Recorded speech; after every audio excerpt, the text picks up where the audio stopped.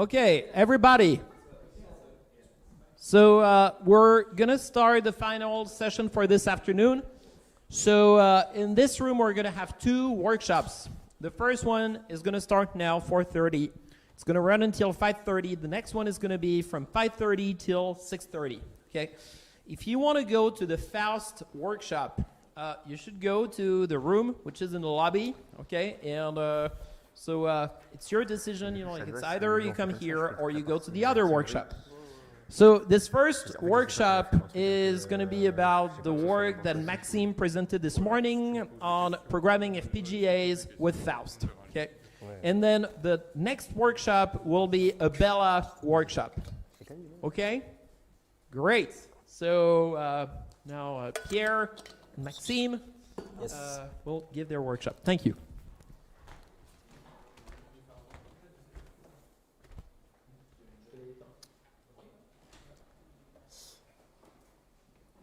We good?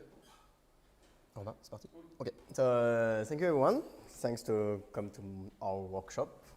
During this hour, we will be presenting the Sifara compiler. So I'm with Pierre Cochard, which is an engineer on the project, and he is the engineer who writes basically the Sifara compiler, the command script and everything.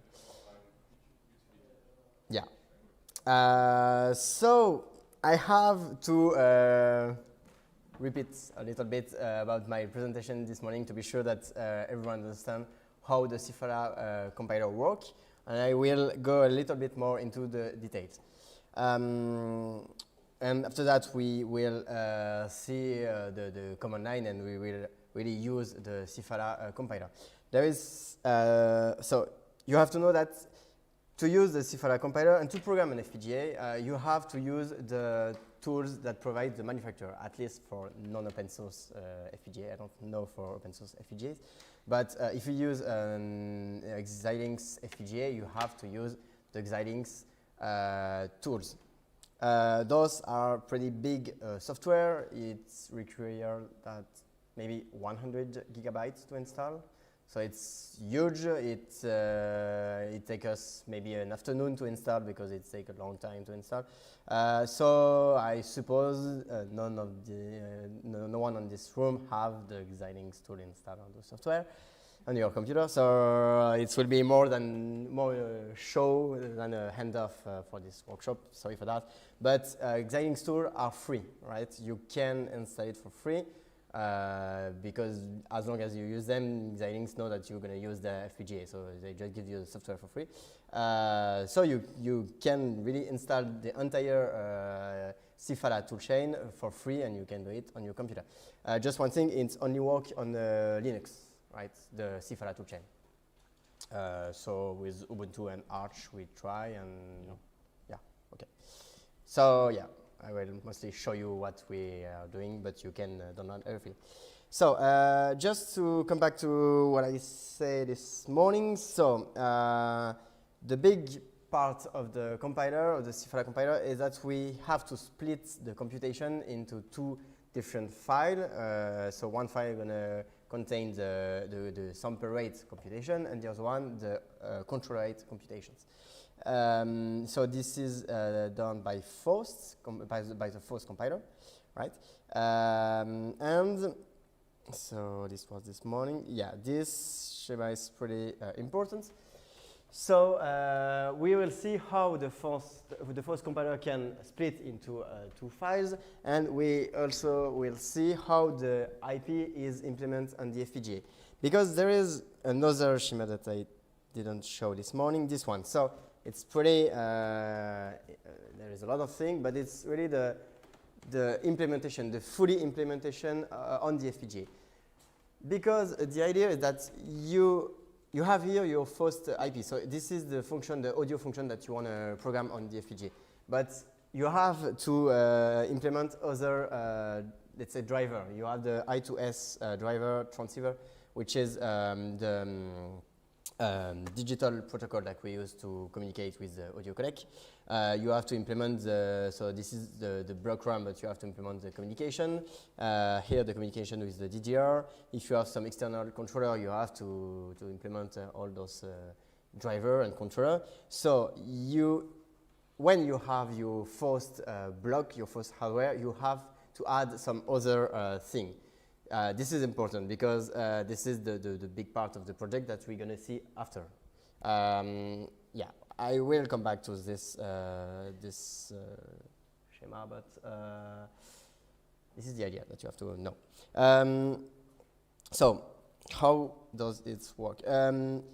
So anyone in the room know what Faust is, right? Okay, perfect. So this is pretty easy. I have to just take a console. All right. So the Sifara toolchain it's a command line. So I can write Sifara help. More help. Minus help. And you can, maybe you know this kind of help.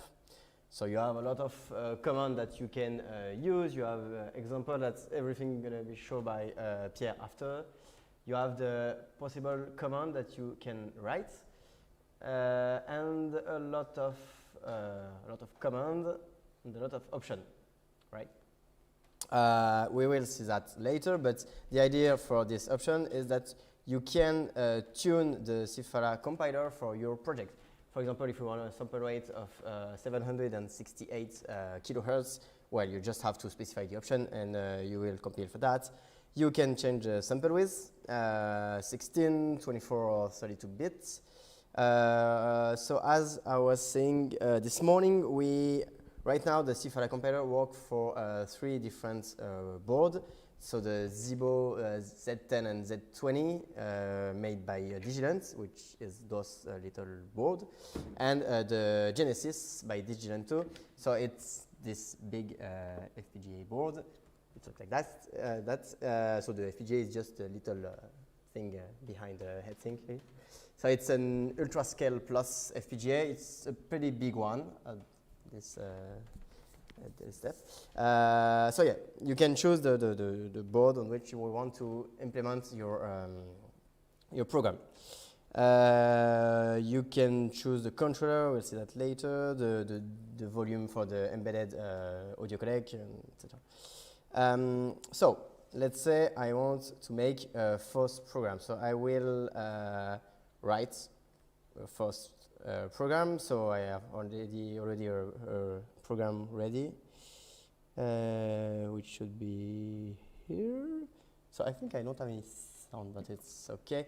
Yeah, I forgot I have. No, it's not this one, sorry.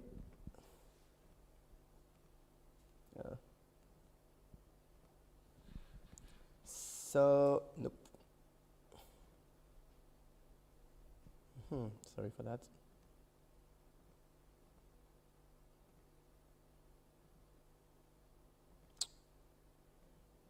It's a Quran.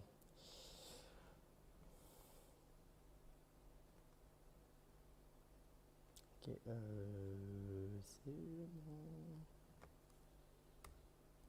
okay, sorry. Okay, maybe.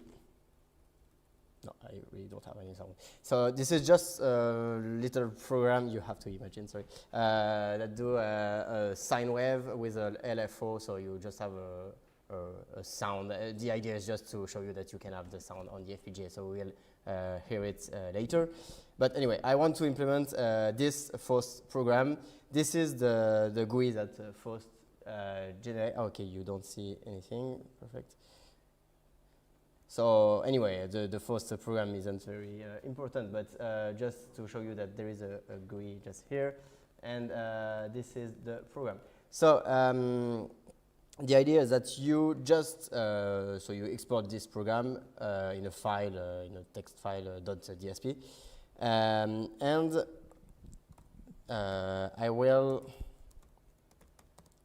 you can just add it in the argument of the Sifara command. So this file that I just show you is called virtual analog. And I can add some option if I want to compare it on Genesis or change anything that I just show you. I can add the option just here. And I just have to do that, and if I hit enter, it will compile it, and I come back in 15 minutes, and I will be able to program it on this board. So just to show you, I will do everything step by step. We have a command that do everything step after step, but here I will just stop at each step. Okay. So the first step, if I come back to this part, so I have my Faust.dsp is the file that I just show you. I need to generate two different files. So the file that will contain the computation, the sample rate computation, and the file that will contain the control rate computation. So just by doing the Arch option. Our scripts, well, he just called the Faust compiler 2 times. Okay, so you can see it here. Yeah, so my screen is too, yeah. So I called the Faust command just here. I just put in argument the DSP file that I write, some option. And it will generate the file that will go on the CPU, so the file that we handle the control rate computations. And I call it a second time in the same line. I think it's here this time. This is not exactly the same option. It has to be different because you don't want exactly the same two files because you won't do the same thing on the CPU and the FPGA. But it do basically the same thing. You take the same file in arguments here, just here. So some different option, and it generates the C++ file that will goes onto the FPGA. So we just did this part. So right now we should have a hardware.cpp file and a software.cpp file. So if I go to the build, where it is? Right, perfect, I don't have it here. So if I do in a build file,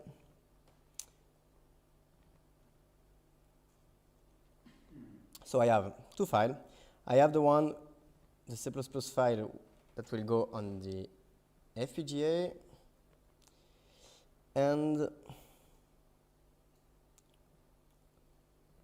sorry for that.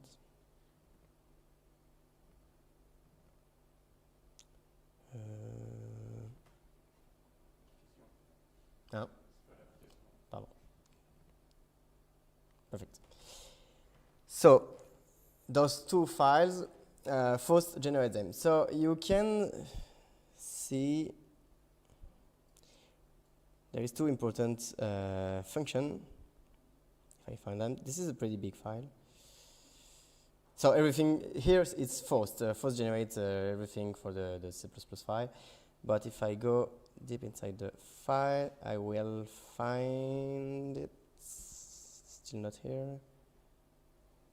Oh, yes. There is two functions, a control function and a compute function. So the control function, Faust did this dispatch. I didn't do anything. Maybe you never saw that because we work in a one sample with the one sample option because on our FPGA we don't do any buffering. So when a sample goes in, we compute it, we process it, and the sample goes out. Okay. So when you ask for the one sample option, first do those two functions.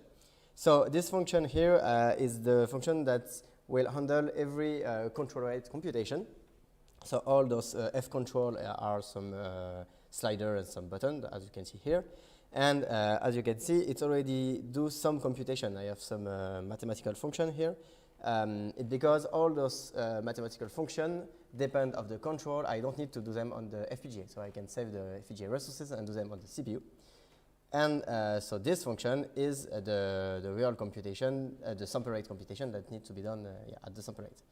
So all this function is what Faust generates from the DSP files that you just see before. The thing is, so the Sifara application.cpp file, so this file that you see is the file that's is the software.cpp. So it's the one that's gonna be executed on the ARM. And if I take the hardware.cpp file, so for me it's called Sifara IP.cpp, well, I have the same thing. It's a little bit shorter because we didn't put exactly the same option in the Faust compiler. But as you can see, I also have my control function and my compute function. So the only difference is that we only call the control function on the ARM and we only call the compute function on the FPGA. Okay, so Faust do pretty the same thing, but just we just don't call the same function. And the way that we choose to call the right function is because we work with architecture files. So I don't know if you know the way that the Faust compiler works, but when you compile for a specific language, you have to add architecture file. You can add an architecture file, which is, let's say, a function that will go around what Faust compile. So I can show you. I don't have any. Okay. This is the architecture file that will run on the FPGA. So this is my function. This is the Sifara function is what is going to be transformed to the IP, the block, the physical block that you just saw. So this is my function, and as you can see, I called the Faust function. I called the compute function, but I never called the control function. So this is the code that you write. And on the FPGA, I only call the compute function. If I take the same architecture file for the CPU, the ARM, yep, this is my function, and I only call the control function. I never call the compute function. So this is basically, this is the code that we write, and we just call some Faust function, and Faust we will handle the computation, and the way that it transforms the DSP to a C++ file. So if I come back to there, we are right now on this part. We have those two files. So the C++ file that will be executed on the ARM, it's pretty much done. We have the C++ file. We just have to do a GCC command, and we have the executable. So we don't have anything more to do on this part. The other part will be the high-level synthesis tool and the implementation of the IP in the FPGA. So if I go back to my console, so now I can write Sifara. Yeah, I don't know So right now we use the high-level synthesis tool. So it takes 1 or 2 minutes. And so the high-level synthesis tool will take the Sifara application C++ file and transform it to a VHDL file. We could ask for Verilog. The VHDL files that I write aren't, you can read them, you can open them, but I can show you, but there is nothing to see. It's impossible to understand anything that is right on it. You cannot modify them because it's auto-generated, and I mean, there is nothing to tune. If you use the HLS, they just auto-generate some files, and you will take them and implement them. But once you do that, you cannot modify them. All right. So,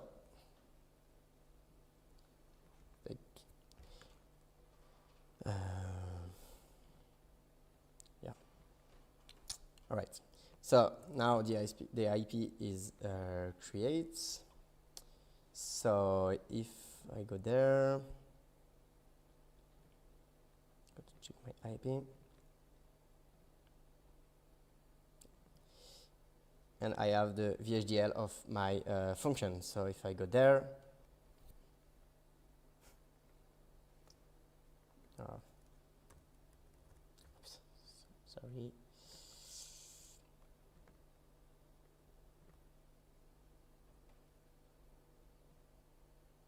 So this is the file that the high-level synthesis tool generates. Yeah, as you can see, it's a lot of signals, and yeah, This is pretty impossible to debug or do anything. It should work like that. You won't change anything on this code. So now we have our IP. So we have to implement it. So right now we have our two blocks. We have the gray one, it's the IP that I just showed you, and the red one is the executable, where I still didn't write the GCC command line, but we almost have it. So now the last part and the longest part is to do all the implementation, so the synthesis and the implementation on the FPGA. I won't do it because it takes a long time. What I should do right now is project, and so the project will just create the Vivado project. It takes like 2 minutes. It's just configure a project with the right board because you're supposed to enter the right board, and it's just load the block design, so the things I'm gonna show to you just after that. Well, I can already did another project. So.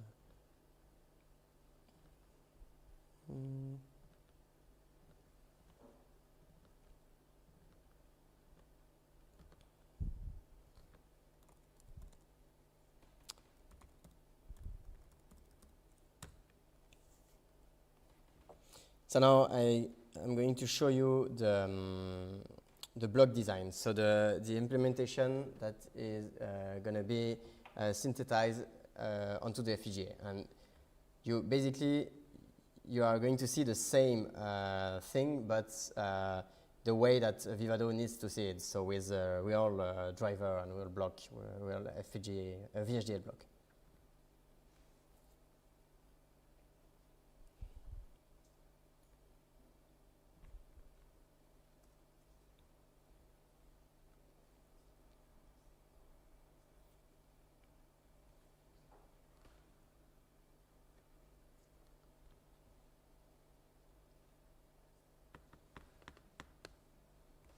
Okay, so.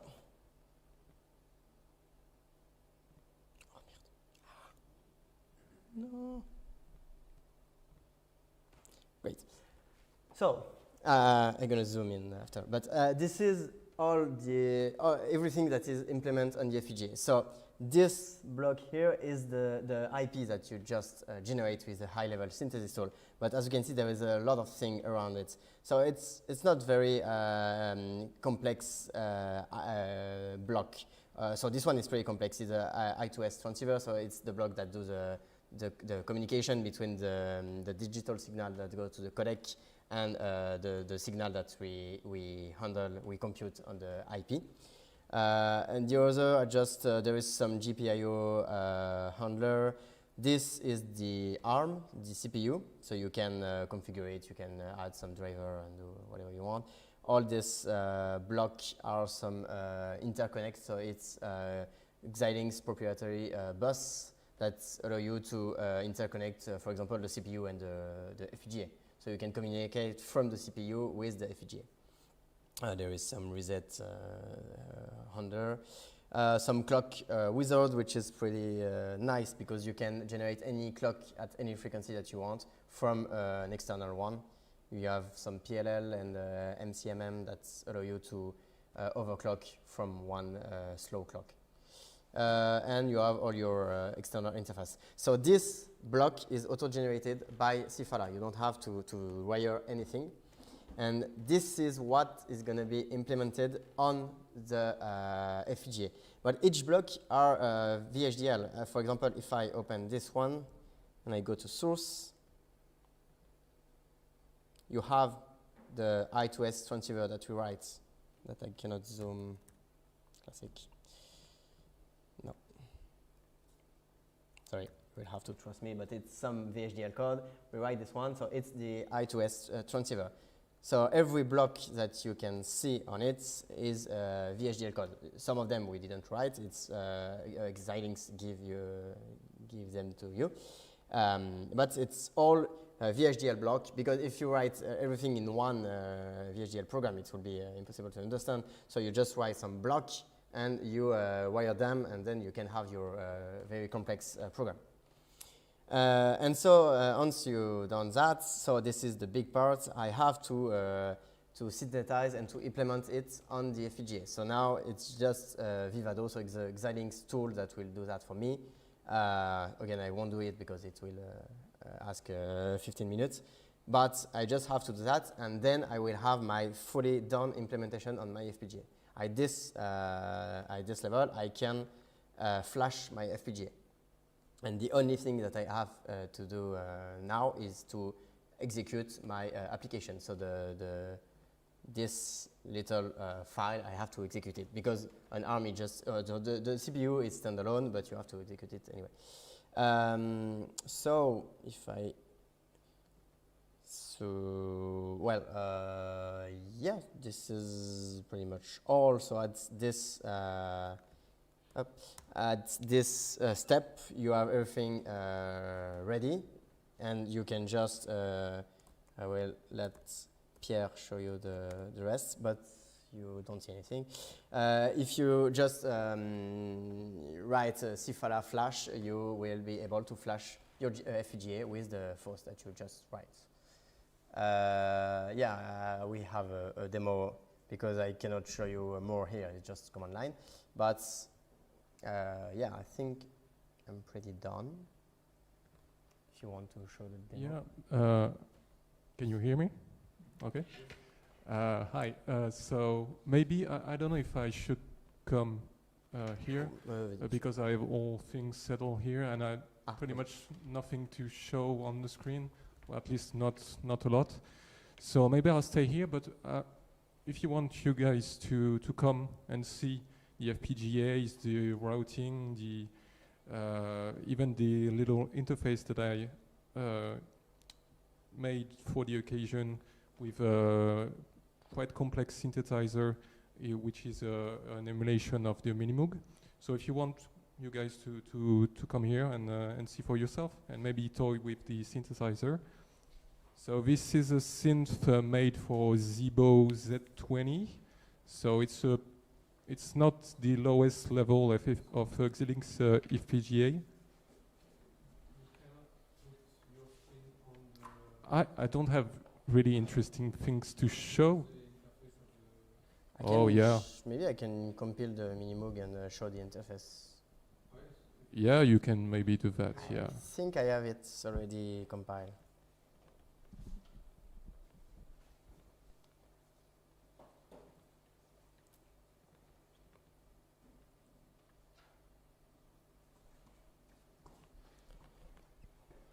All right, so maybe Maxime will explain to you better for those controllers, but these are controllers that he made actually to be directly connected to the FPGA here.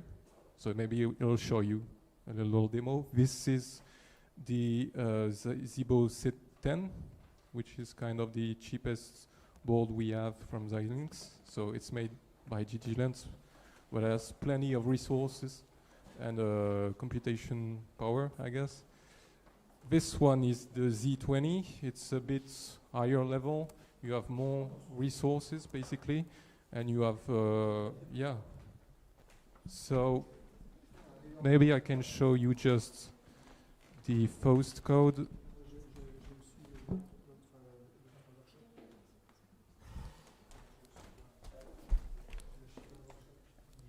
T'as un câble micro USB pour les Zibo?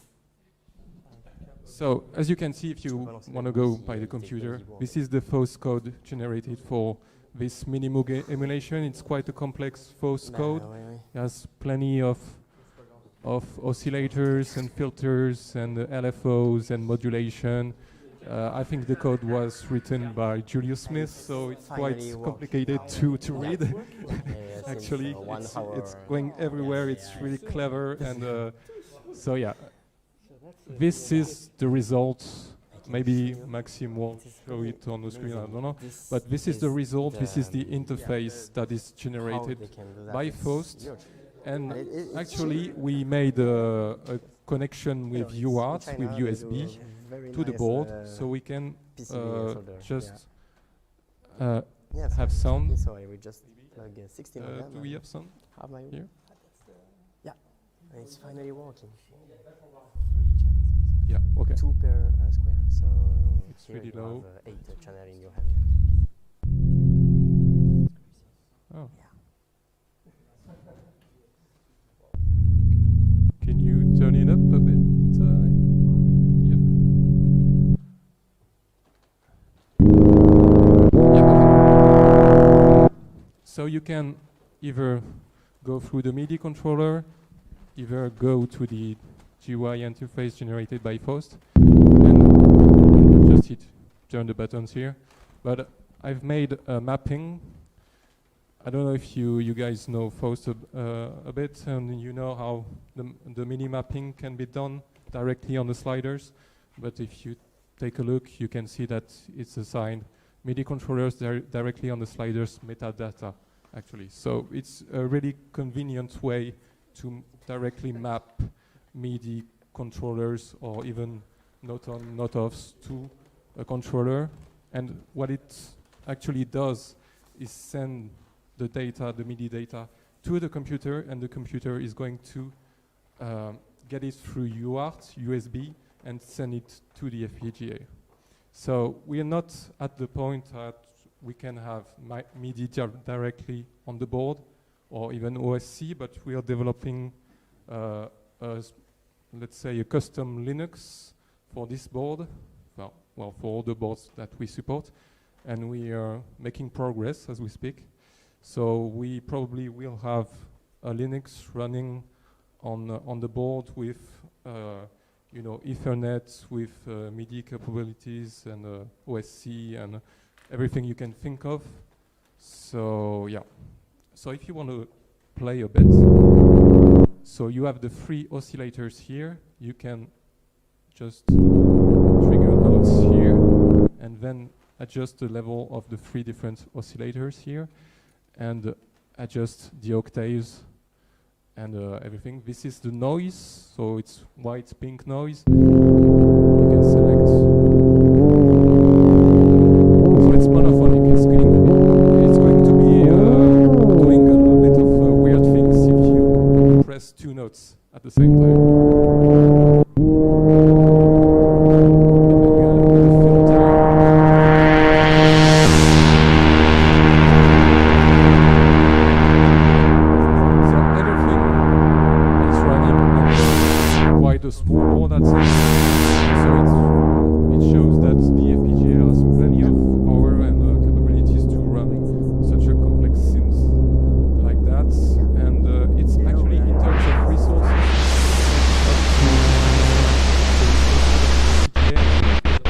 The problem isn't really here, it's about latency more, because we use there's a lot of latency for this one, more than resource usage. So I'm not sure we can add another voice another synth voice to the board, because one is already up to the limits in terms of latency. So I think if we had another one, might not be enough time to actually process the whole computation in one sample,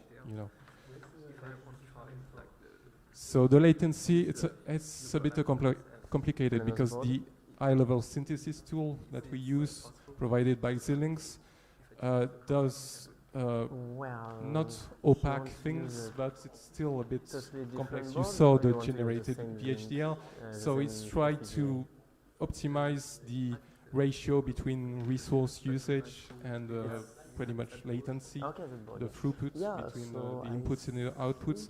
So it's a bit complicated to anticipate what's going to take up latency or resource usage, because we don't have such a great control over high-level synthesis, and also because we just run different DSP files, so it's not really optimized for one DSP file. It's tried to be optimized for I don't know, like a range of DSP files. So yeah, you can tune it by yourself if you want, by adding pragmas in the C++ code that you use for your architecture files for Faust. But it's really really hard to tune, and I don't think we've maybe optimized things enough, but we are trying to make it work. So, yeah. So if you have any questions or want to toy with it, feel free. Or maybe I can show you the report that is generated by this.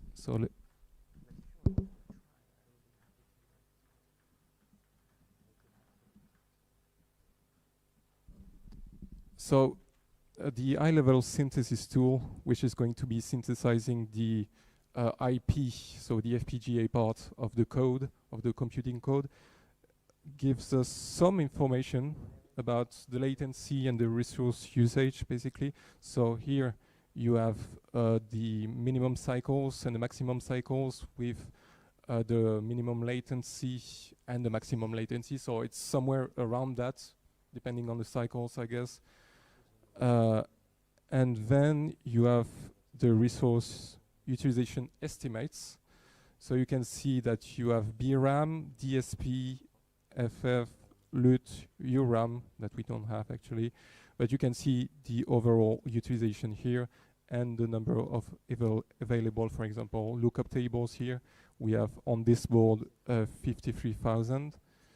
And we have 50%, as I told you, of resource usage as for LUTs for this synth. So yeah, it's pretty valuable information because we try to optimize things depending on what we see, and we don't always see relevant information. It's always a bit blurry, I guess, on what's going to actually happen on the board. So yeah, so it's a bit of FPGA black magic. Sometimes we don't know what's going to happen, because sometimes I think we're supposed to be a bit late on the max latency, I think, but it works fine. But some of the times it doesn't work at all. So yeah, so it's a bit mysterious that way. So please, if you want to.